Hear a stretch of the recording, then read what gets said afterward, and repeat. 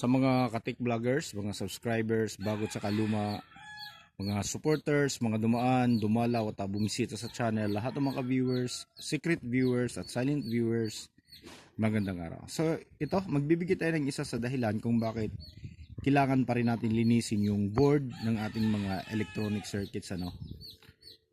Kahit na sabihin na natin na makintab pa siya, makinis pa, tapos hindi pa tampered yung circuit. Okay, so depende sa ah, problema ng board na tinotroubleshoot natin.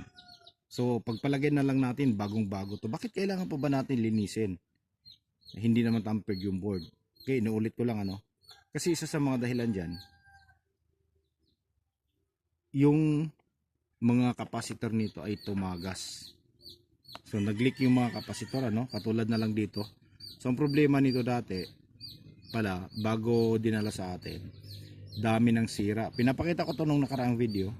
Tapos pinalitan pala to, yung isa pinalitan, yung isa hindi. So dapat kapag nagpapalit ka ng ganito, sabay na, para hindi aabutin sa pagtagas yung isa.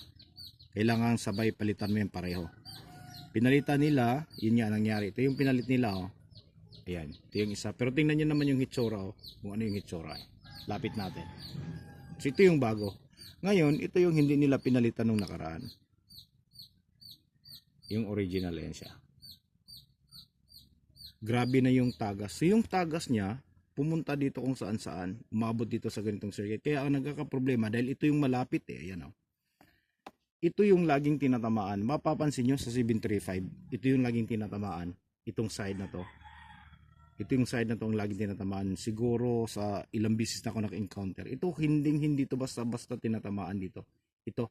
Dahil pag tumagas yung ano, umaabot dito. Yung kanyang korosyon. Ito yung laging tinatamaan. Kaya ito yung laging nasusunog. Ayan, oh. Ayan siya. Okay.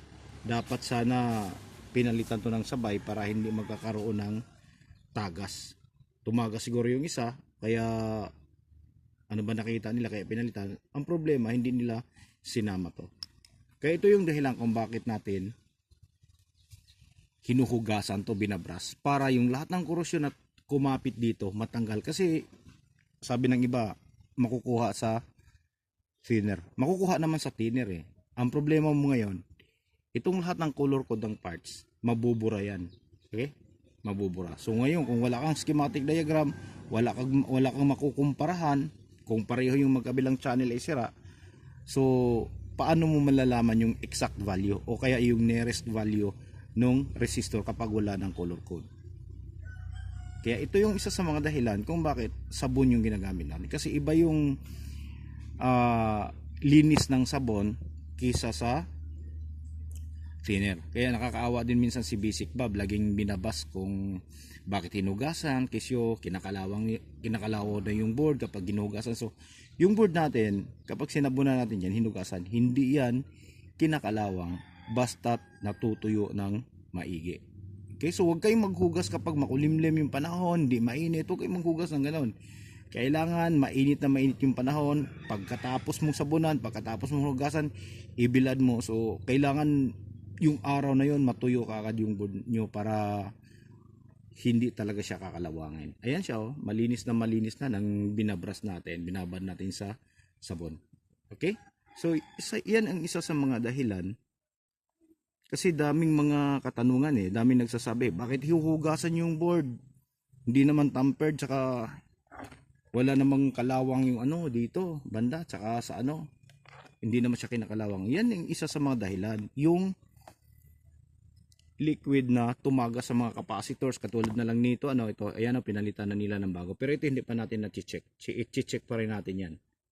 Okay? I-check pa rin natin yan para masigurado tayo na walang nagli-leak ng mga capacitor. Tsaka ito, bakit hindi natin tinanggal to? So, hindi pa kasi natanggal to. May mga, yung iba kasi may mga glue dyan. Nakaglue yan sa board. Kaya kapag nakaglue yan at hindi pa natanggal, so hindi pa papasokin ng tubig. Pero yung natanggal na, kailangan yung tanggalin para hindi papasukin ng tubig to. Okay? So ayan siya. So tingnan nyo yung hinugasan natin. Kung ano nangyayari sa board yan. So makinis na yan. Ayan. So sigurado tayo na wala nang maiiwang mga residue ng corrosion dito pagkatapos nating hugasan to. Yan. Okay? So, binabras-bras lang natin yan. Dandahan. Tapos, binabad ng mga ilang minuto, kalahating oras, ang oras. Ayan. Tapos, mainit na mainit yung panahon ngayon. Tamang-tama, babanlawan natin to tapos ibilad. Okay? So, tingnan nyo. Makinis na makinis. Pero, lumang-luma na tong board na to.